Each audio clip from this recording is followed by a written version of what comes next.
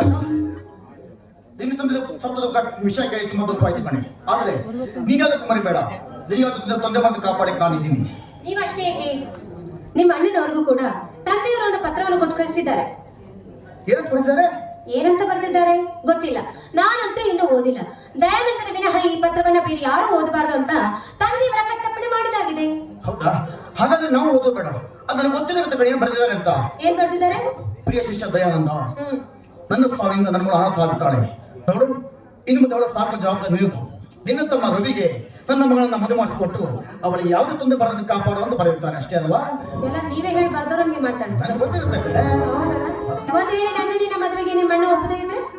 ಆಶಾ, ಅಂತ ಅಶುದ್ಧ ಮಾತನಾಡಬೇಡ. ವಿವೇಕ, ನ್ಯಾಯ, ಔದಾರ್ಯ ಯೋಗಮುಖದಲ್ಲಿ ಸುಗರ ಸುಪ್ಪತ್ತಿಗೆ ತಾನಾಗಿಯೇ ಹರಿಬರುತ್ತೆ. ಹೌದೌದು, ನೀವೇ ಹೇಳಿದ ಹಾಗೆ ಆ ಸುಗದ ಸುಪ್ಪತ್ತಿಗೆಯಲ್ಲಿ ನಾವಿಬ್ರು ರಾಜ ರಾಣಿಯಾಗಿ ಕಾಲ ನೊಕ್ಕಿದ್ರೆ ನಮ್ಮಂತಹ ಭಾಗ್ಯವಂತರು ಬೇರೆ ಯಾರು ಇಲ್ಲ ಅಂತ ಹೇಳ್ಬೋದಲ್ವೇ? ಆಶಾ, ಪ್ರೀತಿ ಪ್ರೇಮ ಎಂದ್ರೇನು ಎಂಬುದನ್ನು ಅರಿದ ನನ್ನ ಮನಭೂಮಿಕೆಯಲ್ಲಿ ಪ್ರಪ್ರಥಮವಾಗಿ ಪ್ರೇಮದ ಬೀಜವನ್ನು ಬಿತ್ತಿದವಳು ನಿಂತಾನೆ. ಈಗ ಆ ಪ್ರೇಮದ ಬೀಜ ಫಸಲು ಬಿಡುವ ಸಮಯದಲ್ಲಿ ನಮ್ಮ ಪ್ರೇಮಾಂಬುದ ಪನ್ನಿನ ಸುರುಗಿ ಬಳ್ಳಿಯಾಗಿ ಹಬ್ಬಂತೆ ಮಾಡಿದೀಯ. ಆ ಬಳ್ಳಿ ಹೂವುಗಳ ಅರಳಿ, ಬಳ್ಳಿಯ ತುಂಬ ಹೂವುಗಳ ಅರಳಿ ಘಮಘಮಿಸಲಿ ಅಂತ ಆ ರಾಮಲಿಂಗೇಶ್ವರನೇ ಬೇಡ್ಕೊಳ್ಳೋಣವೇ? ಹೌದ್ರಿ, ನೀವ್ ಹೇಳೋ ಮಾತು ನಿಜ. ಈ ಬಳ್ಳಿಗೆ ಮರವಾಗಿ ಆಸರೆಯಾಗಿ ನಿಲ್ಲುವ ನಿಮಗೆ ಕೋಟಿ ಕೃತಜ್ಞತೆ ಸಲ್ಲಿಸಬೇಕು ಆ ದೇವರಿಗೆ.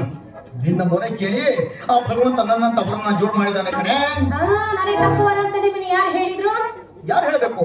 ನಾನು ಹೇಳ್ತಾ ಇದ್ದೀನಿ, ನನ್ನ ಮನಸ್ಸು ಹೇಳ್ತಾ ಇದೆ ಕಣೆ. ನೀವು ಒಬ್ಬರೇ ಹೇಳಿದ್ರೆ ಮುಗಿತಾ? ನಾವು ರೋಡಲ್ಲಿ ಹೋಗ್ತಿರ್ಬೇಕಾದ್ರೆ ನಾಲ್ಕು ಜನ ಅಬ್ಬಬ್ಬ ಜೋಡಿ ಅಂದ್ರೆ ಹೀಗಿರ್ಬೇಕು ಅಂತ ಹೇಳ್ಬೇಕು. ನೀವು ಒಬ್ಬರೇ ಹೇಳಿದ್ರೆ ಮುಗಿದು. ನಾವು ಮದುವೆ ಆಗೋದು ಮಾತನ್ನು ಒಪ್ಪಿಕಲ್ಲ, ಪರಸ್ಪರ ಒಬ್ಬರನ್ನೊಬ್ಬರು ಅರ್ಥ ಮಾಡ್ಕೊಂಡು ಜೀವನ ಪೂರ್ತಿ ಬದುಕಲಿಕ್ಕೆ. ಬಿಡು, ಮಾತಾಡ್ತಾ ಈಗ ಟೈಮ್ ಆಗುತ್ತೆ.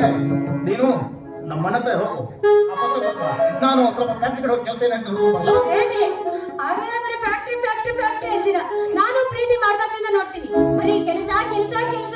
ಸ್ವಲ್ಪನಾದ್ರೂ ಪ್ರೀತಿ ಅನ್ನೋದು ಇಲ್ವಲ್ರಿ ನನ್ನ ಮೇಲೆ? ಹೋಗ್ರಿ, ನಿಮ್ಮನ್ನ ಯಾಕಾದ್ರೂ. ಅಯ್ಯೋ, ಅಳಬೇಡ ಕಣೆ, ಅಳಬೇಡ. ನೀನೇ ಹೊತ್ತು ಬಿಟ್ರೆ ನಾನು ನಿನ್ನ ಮುತ್ತಿನ ಭಾಷೆಯಲ್ಲಿ ನಡಿಬೇಕು ಕಣೆ. ಆಯ್ತು ರೀ, ಈ ರವಿ ಎಂಬ ಸೂರ್ಯ ನನ್ನ ಪಕ್ಕದಲ್ಲಿದ್ದಾಗ ಈ ಕಮಲವು ಅರಳಿ ನಿಂತಿತ್ತು. ಆದ್ರೆ ನನ್ನ ಬಿಟ್ಟು ನೀವು ಹೋಗ್ತೀನಿ ಅಂದಾಗ ಅಂದ್ರೆ ರವಿ ಆಗಲಿಕ್ಕೆ ಕಾಯ್ತಾ ಇರುವಂತಿದೆ. ನೀನು ಹೋದಾಗ